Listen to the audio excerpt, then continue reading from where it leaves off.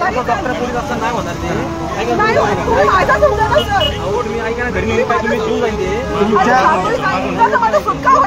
शाळेच्या संदर्भात जे दीपक केसरकरने यांना जे शब्द दिला होता तो पूर्ण करावा आणि या कुटुंबातील युवकाला आणि त्याच्या कुटुंबाला न्याय मिळावा एवढी.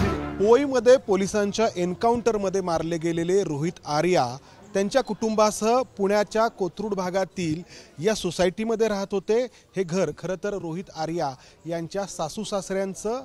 या घरामध्ये या ठिकाणी पाठीमागे बरंच काही घडलेलं आहे, जे आज जो त्यांचा एन्काउंटर झाला आहे त्याला एका अर्थाने कारणीभूत ठरलेला आहे. 1 वर्षापूर्वी रोहित आर्या आंदोलन करत असताना पुणे श्रमिक पत्रकार संघाच्या परिसरामध्ये अक्षरशः बेशुद्ध पडले आणि त्यावेळी पुण्यातल्या काही पत्रकारांनी, काही कॅमेरामॅननी आणि आपल्यासोबत असलेल्या सूरज लोखंडे यांनी रोहित आर्या यांना मदत केली होती, ॲम्ब्युलन्स बोलवली होती. हा जो काही व्हिडिओ आपण पाहतो आहोत तो बरोबर 1 वर्षापूर्वीचा आहे, ज्यामध्ये अक्षरशः हे जे रोहित आर्या आहेत हे बेशुद्ध पडलेले आहेत, त्यांचे हात चोळले जात आहेत, त्यांना वैद्यकीय मदत पुरवली जाते आहे. त्यांना मदत पुरवणारे आणि त्यानंतर त्यांच्या पुढचे काही दिवस संपर्कात असणारे सूरज लोखंडे, हा जो व्हिडिओ आहे तर तो नक्की त्याबद्दल तुम्ही सांगा की तुम्हाला आठवतंय कधीचा तो आहे, काय नक्की त्यावेळी घडलं होतं, तुम्ही कशासाठी त्या ठिकाणी गेला होतात? 20 ऑगस्टला पत्रकार भवनला कार्यक्रम होता. तर पत्रकार भवनचा कार्यक्रम होऊन आम्ही बाहेर पडलो होतो. तर एक बेशुद्ध अवस्थेत व्यक्ती बघितला आम्ही पत्रकार भवनच्या इथं. मग त्यांना आम्ही शुद्धी आणण्याचा प्रयत्न केला. तर शुद्धी आल्यानंतर त्यांनी त्यांच्याकडचे पत्र जे व्यवहार केले होते शासनाचे ते आमच्याकडे सुपूर्त केले होते. ते वाचलं तर कळलं की हा माणूस बेशुद्ध अवस्थेत 16 ते 17 दिवस बिगर अन्न पाण्याचा उपोषण करत आहे. मग त्यानंतर आम्ही त्यांना 108ची गाडी बोलून पोलीस हे करून दवाखान्यात ॲडमिट केलं. मग दुसऱ्या दिवशी त्यांच्या घरच्यांकडनं परत मला फोन आला की तुम्ही आमची व्यथा ऐकण्यासाठी या. मग त्यावेळी आम्ही या फ्लॅटमध्ये येऊन त्यांच्या सगळ्या गोष्टी ऐकल्या. तर मुख्यमंत्री माझी शाळा सुंदर शाळा हा प्रकल्प त्यांनी रन केला होता. स्वच्छता मॉनिटर हे त्यांनी प्रकल्पात आणलं होतं. त्यासाठी त्यांनी स्वतःच्याकडचे त्यांचं घर विकून, सोनंदाणं विकून भरपूर असे पैसे खर्च करून तो प्रोजेक्ट कुठेतरी शासनासाठी दिला होता. पण शासनाकडून त्यांना कुठल्याही प्रकारचे त्यानंतर बोलवणी नाही, त्यानंतर कुठले पैसे नाही, नुसती आश्वासनं दिली. त्यांनी दीपक केसरकरांच्या विरोधात 2 वेळा उपोषणं केली. दीपक केसरकरांनी त्यांना 2 वेळा आश्वासन दिली. दीपक केसरकरांच्या सोबतचे फोटोसुद्धा आहेत. त्यानंतर त्यांना कुठल्याही प्रकारचं ठोस भूमिका नव्हती, ते नैराश्य होते. नैराश्य झाल्यानंतर त्यांनी भरपूर असा शासनाशी पाठपुरावा केला, प्रयत्न केला, पण शासनाकडनं त्याला कुठल्याही प्रकारचं पाठबळ आणि उत्तरं मिळत नव्हती. पण एक मुलगा होता त्यांना आणि मिसेस त्यांच्या ICICI बँकेत कामाला आहे.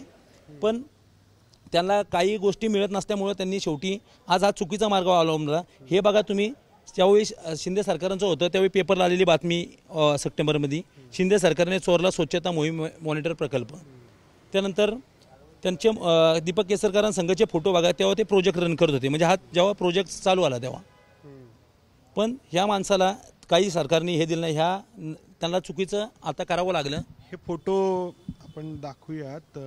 दीपक केसरकर यांच्यासोबत एकनाथ शिंदे यांच्यासोबत देखील दिसत आहेत. हे आपण जर पाहिलं तर यामध्ये या वरच्या फोटोमध्ये दीपक केसरकरांसोबत आहेत, एकनाथ शिंदे यांच्यासोबत आहेत आणि त्यानंतर दोघांसोबतचा हा त्यांचा फोटो आहे या ठिकाणी. तर हे सगळं त्यांनी तुम्ही जेव्हा या ठिकाणी आलात त्यांच्या घरी तेव्हा सांगितलं? कोण कोण होतं त्यांच्या घरामध्ये? त्यांच्या घरात एक मुलगा आणि मिसेस आहे. मुलाचं पण शिक्षण क्वालिफाईड चांगलं झालेलं आहे आणि मिसेस सुद्धा बँकेत चांगल्या हुद्द्यावरती कामाला आहे. पण ते हातात चालते, कारण ह्यांनी कुठेतरी अख्ख्या आयुष्याचं पणाला लावलं होतं. शेवटी त्यांची पत्नी म्हणली होती की लेखी स्वरूपात आहे माझ्या, की ह्याला जर माझं काय झालं माझ्या नवऱ्याला त्याला शासन जबाबदार असेल आणि दीपक केसरकर जबाबदार. स्वतः रोहित आर्यांनी देखील बऱ्याचदा सांगितलेलं होतं. तसे जेव्हा तुम्ही त्यांना हॉस्पिटलला ॲडमिट केलं त्यावेळी खूपच त्यांची परिस्थिती गंभीर दिसत होती, चक्कर आली होती. चक्कर म्हणजे ते कॉन्स्टेबल होते, म्हणजे ते शुद्धीत पण होते. त्यांना म्हणजे कोम्यात जायची वेळ आली होती त्यांची फार. पण शिक्षण जास्त असल्यामुळे आणि जिद्द होती. किती दिवसांनी बोलवलं होतं? मला लगेच दुसऱ्या दिवशी ते ह्याच्यातनं आले की लगेच दुसऱ्या दिवशी मला बोलवलं. त्यानंतर 1 महिन्याभराने परत ते मला भेटायला आले की मला यातनं कसं बाहेर पडतं वगैरे, शासनाकडनं मला कशी मदत होईल वगैरे.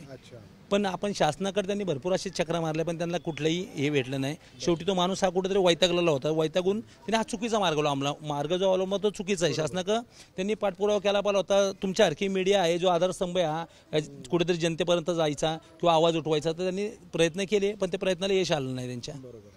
पुण्याच्या कोथरूड भागातील शिवतीर्थनगरमध्ये असलेल्या या स्वरांजली सोसायटीमध्ये रोहित आर्या त्यांच्या कुटुंबासह राहण्यासाठी होते.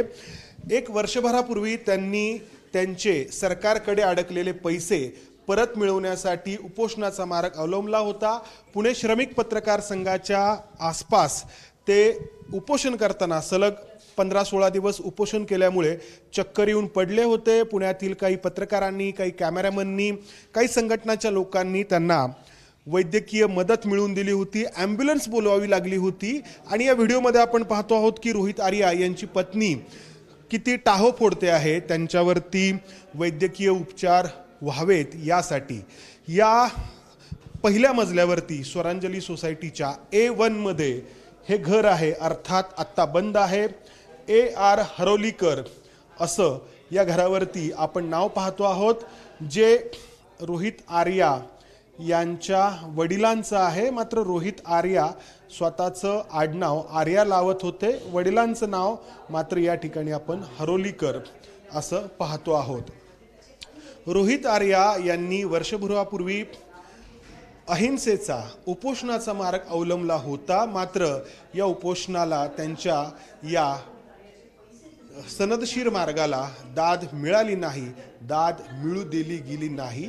त्यानंतर 6 महिन्यांपूर्वी रोहित आर्या हे पुण्याहून मुंबईला पनवेलच्या भागामध्ये राहण्यासाठी गेले आणि त्यानंतर काय घडलं हे आपण पाहिलं.